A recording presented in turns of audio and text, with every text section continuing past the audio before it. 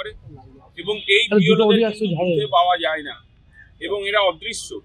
কেন অদৃশ্য? তার কারণ এরা অধিকাংশ তৃণমূলের পার্টি অফিসে বসে নির্বাচনে কিভাবে কার নাম বাদ দেওয়া কি করা সমস্ত কারচুপিগুলো করছে এবং তাতে দেখা যাচ্ছে মৃত ভোটারের সংখ্যা বেড়ে চলেছে। ইলেকশন যে ভোটার রোল সেখানে সেই ভোটার রোলটা ফ্রি অ্যান্ড ফেয়ার করার জন্য আমাদের দাবি আজকে এবং তৎসহ মদত করছে এই পুরো অপারেশনটায় ভারতীয় জনতা পার্টিতে বসে মোদী সরকার।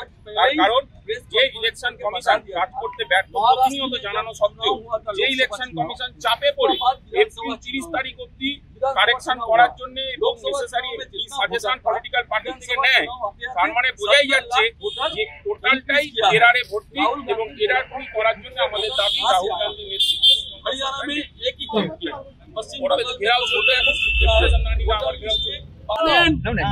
যে ভোটার লিস্টে যে কারচুপি ধরা পড়েছে, এই কারচুপি সারা ভারতবর্ষে হচ্ছে।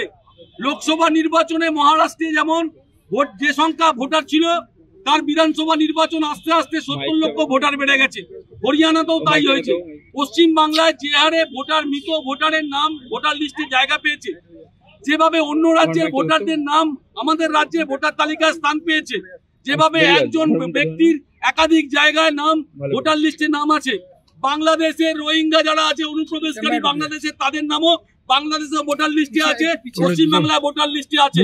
এই ভোটার লিস্টের যে কারচুপি হয়েছে আমরা মনে করি এটা গণতন্ত্রের পক্ষে ব্যাপক থ্রেট এবং সংবিধান রক্ষা করতে গেলে যদি সুস্থভাবে গণতান্ত্রিক অধিকার প্রয়োগ করতে চায় মানুষ, তাহলে একটা সম্পূর্ণ সুস্থ তালিকা প্রকাশ করতে হবে নির্বাচন কমিশনকে, নতুন করে আবার স্ক্রুটিনি করে আবার ভোটার লিস্ট পাবলিশ করতে হবে, যে খসড়া তালিকা প্রকাশ করেছেন সেটাকে উইথড্র করতে হবে। এটা 1 নম্বর। 2 নম্বর, ভারতবর্ষের মানুষের গণতন্ত্রকে যে হরণ করার একটা চেষ্টা হচ্ছে ইলেকশন কমিশন বলুন এবং রাজ্যের নির্বাচন দপ্তর বলুন, সেটা আমাদের কাছে সংবিধানকে থ্রেট করা হয়। আপনারা জানেন যে ইলেকশন কমিশনে বাড়ি বাড়িতে গিয়ে ভোটার তালিকা তারা তোলে, তাদেরকে বলা হয় বিএলও। বিএলও তো ইলেকশন কমিশন ডিরেক্ট নিয়োগ করে না, এটা ডিস্ট্রিক্ট ইলেকশন কমিশন। এখানে যে গোপালনগরে আছে ডিস্ট্রিক্ট ইলেকশন, যারাকে ডিএম বলছি, তারা এখানে বিএলও নিয়োগ করে। দক্ষিণ কলকাতায় কোন কোন বুথে নতুন নতুন নাম উঠবে, কাদের নাম বাদ যাবে, কারা ভোটার তালিকা অগ্রাধিকার পাবে, ভোটার লিস্টের জায়গা পাবে, এরা ঠিক করে বিএলও। বিএলও নিয়োগ করে ডিস্ট্রিক্ট ইলেকশন অফিসার।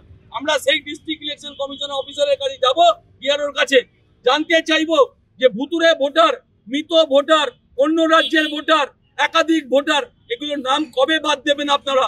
কবে মানুষ একটা সুস্থ নির্বাচন পাবে? কবে মানুষ ছাপ্পা কারচুপি থেকে রক্ষা পাবে? কবে মানুষ জালিয়াতির হাত থেকে রক্ষা পাবে? এটা আমরা ইলেকশন কমিশনকে জানতে চাই।